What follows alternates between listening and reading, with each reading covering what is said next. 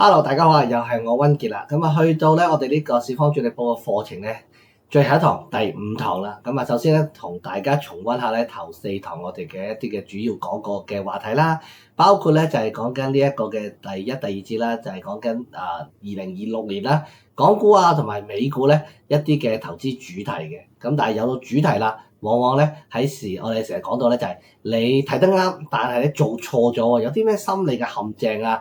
投資者情緒要留意咧，呢個就係第3節啦。去到上次第4節嘅話咧，都提出咗咧就係啦，你了解晒成個投資邏輯啦，有冇指標幫到你先？咁啊，正式帶出咗咧小方主力簿啦，當中咧一啲好簡單嘅進加減清。我諗大家都記得啦。如果有少少模糊唔清楚嘅話咧，我建議大家咧就重新睇翻之前嘅片段咧，打好個根基，一級一級上，千祈唔好貪快就我就好簡單地睇晒呢5節課咧，我就了解啦。係要了解、融會貫通，甚至乎實戰嘅，因為最後咧我哋都希望咧係可以幫大家賺到錢嘛，所以最後咧一定係透過實戰嘅。不過實戰之前，我哋第5堂咧都有啲實戰嘅案例咧俾你參考。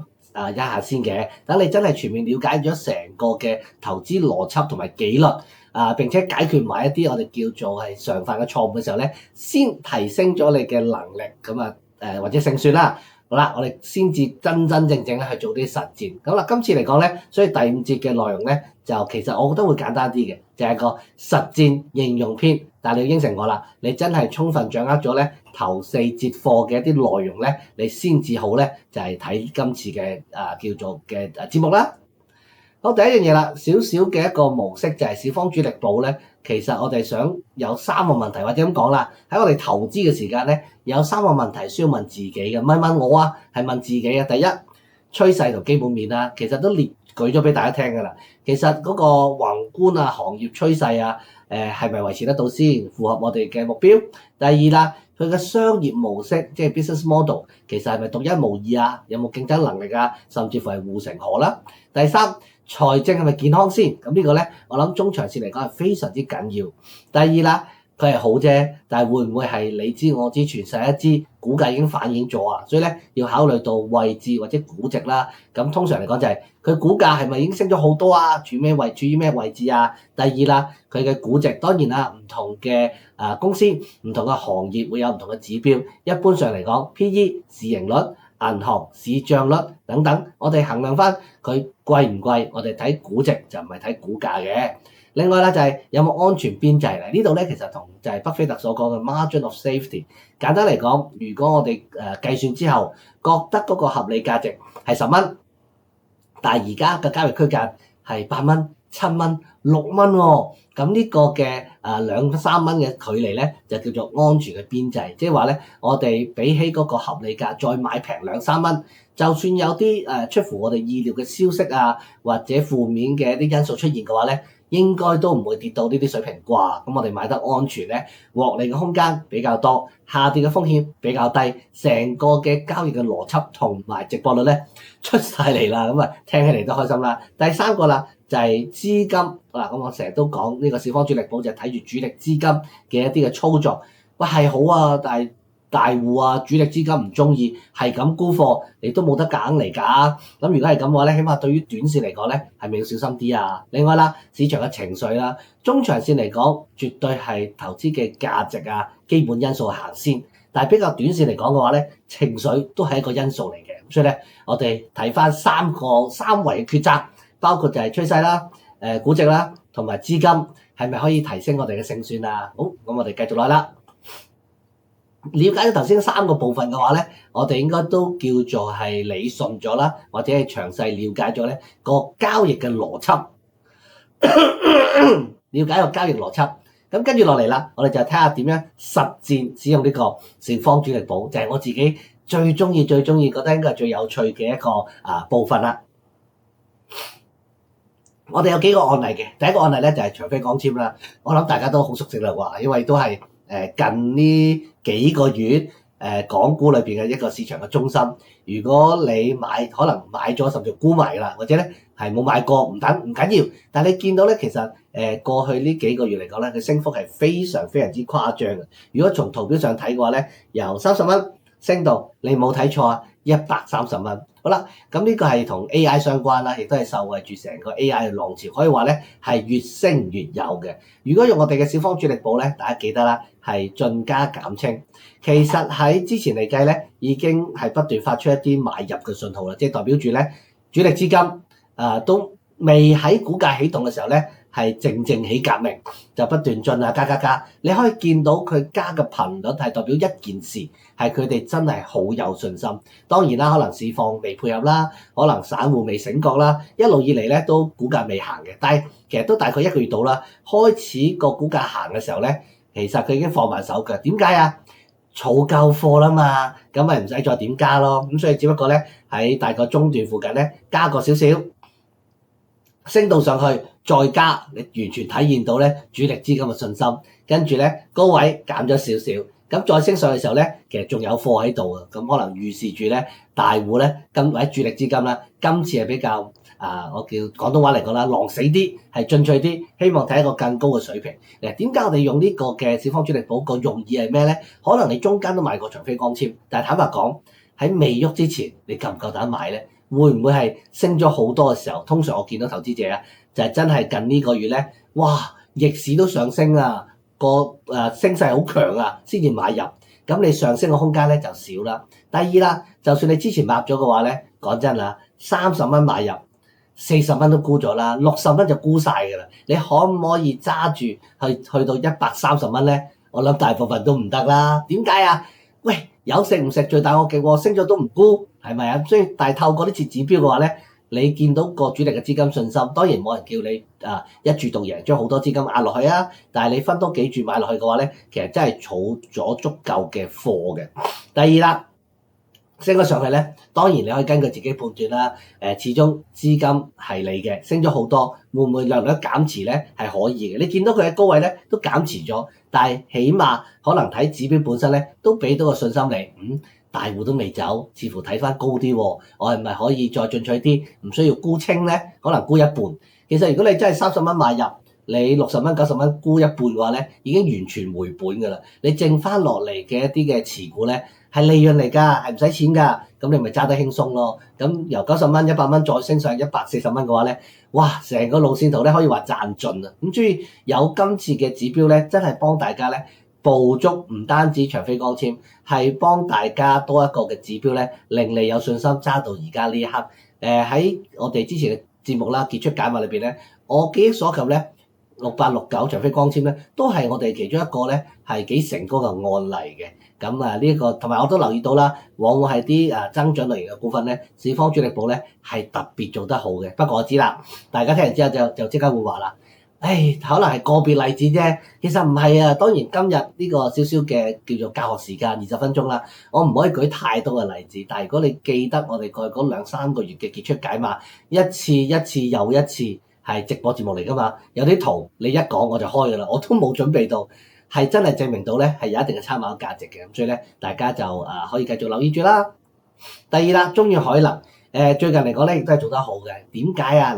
我哋講運輸咧，即係航運咧，都分咗好多類嘅。有啲可能係集裝箱啦，運啲散貨嘅；有啲咧可能係運大宗商品，譬如中遠海能啦，係一啲液化天然氣啊，或者係講緊油啊。咁你知道啦，最近呢1個月或者呢幾個禮拜發生咩事㗎啦？中東戰爭其實令到好多郵輪或者遊船咧係唔夠膽經過呢個防疫目之海峽，唯有咧就係兜一兜圈啦。咁兜圈嘅結果係點啊？就要多2個禮拜嘅行程。當你全世界得咁多船嘅啫，而你每艘船要行多2個禮拜咧，你嘅供應就不足㗎啦。咁所以船費咧係大幅增加。每艘我問過睇過啲資料啦，當然每間公司每種郵輪係唔同啦，有啲超巨型，有啲中型，好啦，大部分嚟計咧，可能係一個行程加咗160萬美金。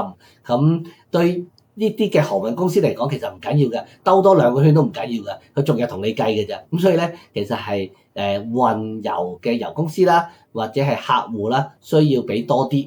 但係呢個航運公司嚟講咧，其實係最受惠嘅股份嚟嘅。你見到咧個股價都持續上升啦。但係你都唔知中東嘅情況打幾耐嘅喎。咁但係你又今次咧仲快咗。你見到小方主力簿咧喺第一下出咗進之後咧，好快就加啦。呢啲都係信心表現嘅。有時我都會同投資者講咧，如果進咗之後你都有啲猶豫，佢再喺短時間裏邊加，而個價格同你進嘅即係大戶所進嘅水平係差唔多嘅話咧，其實呢個係一個好好嘅跡象，話俾你聽咧，佢信心增加咗，而你再跟佢入市嘅價格水平，亦都唔會貴好多，勝算咪可以啊？咁我諗你第一日唔入，第二日都入咗㗎啦。你記住喎，小方主力寶每日會有啲篩選，雖然唔係啲推介股，但係咧有啲篩選，話俾你聽邊啲嘅股份係有指標出現，咁你咪留意下咯。第一日我當你忙啦，冇留意，連續出第二日喎，你應該睇到啦。咁如果你係可以上車嘅話咧，當然啦。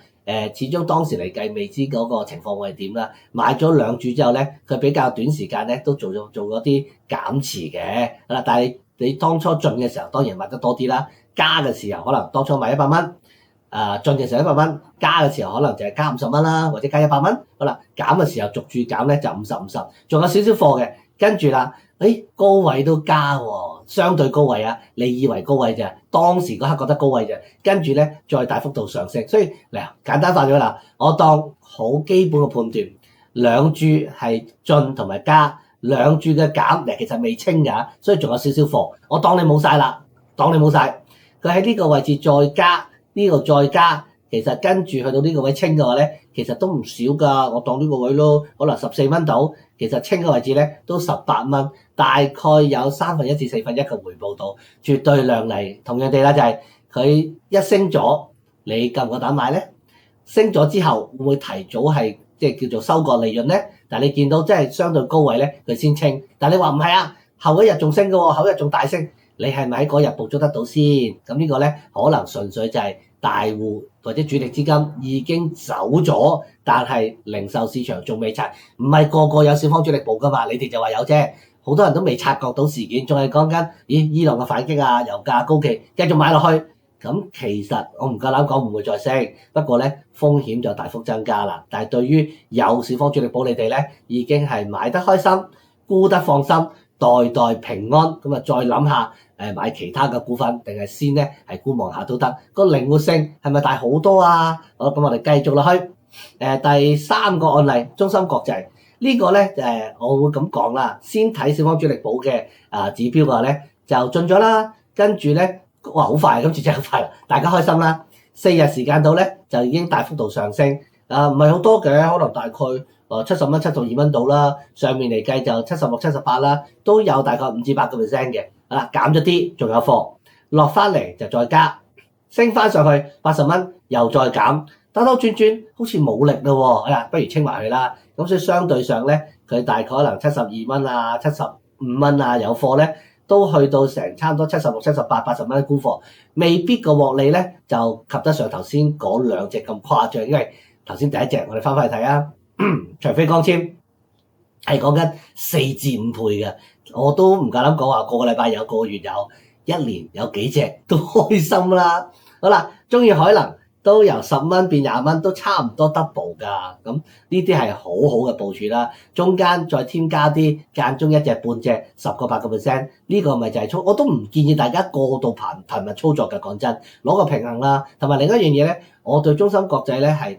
因為我好價值投資，我好中意買平嘢，同埋我自己好保守。其實中芯國際如果淨係靠我自己嘅分析咧，基本上從來都唔會買嘅，100幾倍市盈率喎，點買啊？但係透過呢個小方主力寶咧，都仲有少少叫做比較勤力啲嘅操作空間，唔係賺得多10個8%咯。咁所以今次呢一個例子中芯國際咧，就係我自己嘅投資咧，就真係唔會買啦。但係加上呢一個唔係加上中芯國際，係加上呢個小方主力寶咧，都俾我喺度額外咧掘多少少金嘅。咁所以呢個就話點解我哋透過基本因素再加指標咧，希望可以做到一個更加好嘅少少嘅效果啦。好啦，跟住大家即刻會問啊，淨係可以用喺港股度㗎咋？唔係啊，美股都得㗎，美股都得㗎。好啦，咁所以咧，我都特別咧幫大家咧安排咗一個案例咧，就係康寧 GLW 啦。我諗最常見大家接觸佢嘅就係notebook，即係嗰啲筆記簿電腦啦，或者 desktop，即係普通嘅電腦啦，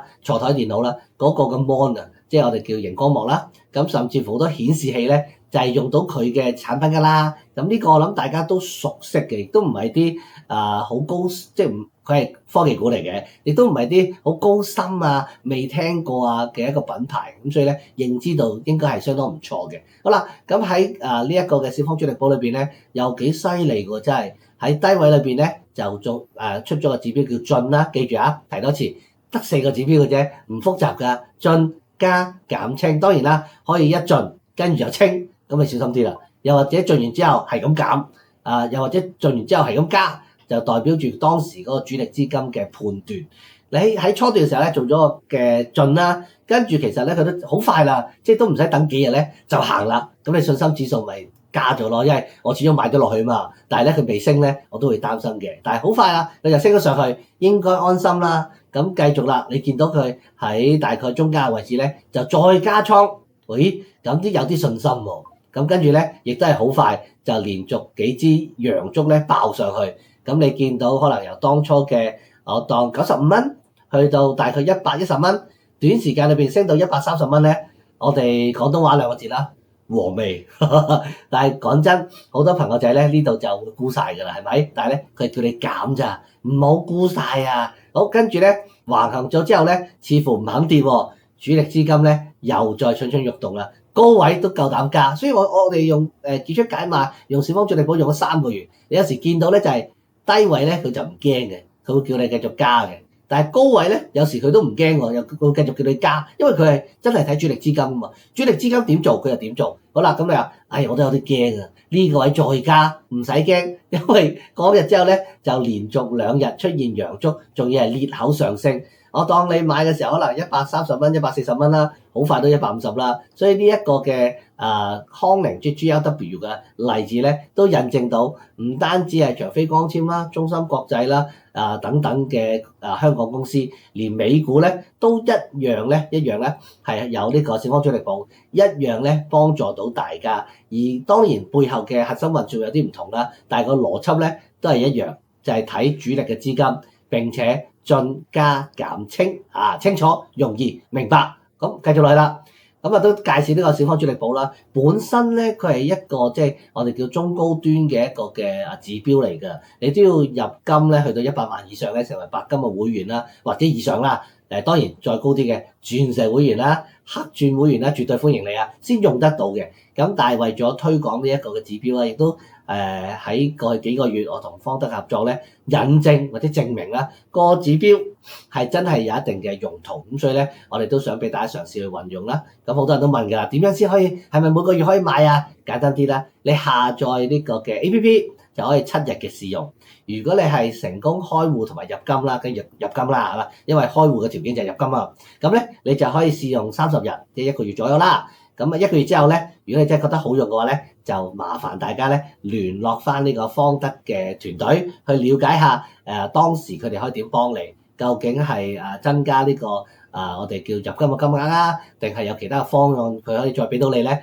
我都唔知啊，咁所以咧就到時大家就問翻呢一個嘅方德嘅團隊，佢哋好好人㗎，亦都係好專業嘅團隊，呢個係佢哋嘅賣點嚟嘅。第一，方德嘅賣點我諗就係第一個係一個好嘅平台啦，第二就係有呢啲嘅指標啦。其實將來咧我哋有機會講仲多啲添啊。咁第三啦就係服務嘅團隊。咁唔賣太多廣告啦，咁繼續睇落啦，都要提一提大家嘅。就算有呢個嘅方德主力寶啦，都有啲嘅用緊嘅時候咧，有啲要小心。其實我文字上寫得好清楚㗎啦。我諗第一樣嘢就係寧可錯過就唔好做錯啦。如果真係出咗指標，但係你自己都唔信啊，你覺得交易邏輯真係唔得喎，咁就情願唔買啦，好冇？第二啦，我哋所講每日嘅名單咧係個篩選器，最後咧都要你自己做判斷嘅。咁所以咧呢個就唔係一個推薦名單啦，要獨立分析嘅。嗱，另外啦，其實我睇翻過去往績咧，小方主力寶有時咧幾日就會有指標㗎啦，有時咧譬如頭先我哋提到呢一個嘅叫做係第一隻嘅例子啦，即係長飛光纖都玩咗成幾個月㗎，咁所以有短有長。